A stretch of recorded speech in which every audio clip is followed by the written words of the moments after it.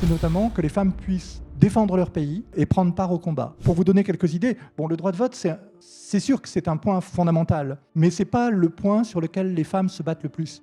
Ce qu'elles demandent, printemps 1792, c'est notamment que les femmes puissent s'armer, défendre leur pays et prendre part au combat. Ça, c'est une vraie revendication explicite de la part des femmes. Pour être citoyennes à part entière, elles peuvent être utiles à la défense de leur pays. Et puis, vous avez d'autres revendications qui vont être un moment honoré. Par exemple, octobre 1793, moi, c'est une date que j'aime beaucoup et une décision politique que j'aime beaucoup. On est en train d'élaborer un premier code civil et il y a une loi en octobre 1793 qui prévoit que le mari et l'épouse auront le même droit dans la gestion des biens du couple. Ça, cette loi-là, dans la loi française, elle revient en 1985.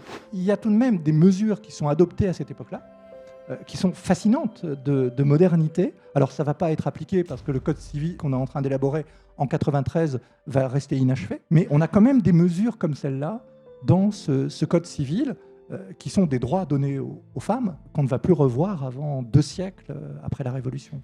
Et si jamais tu veux en apprendre plus sur le sujet, sache que la vidéo complète est disponible sur YouTube et aussi en podcast sur toutes les bonnes plateformes.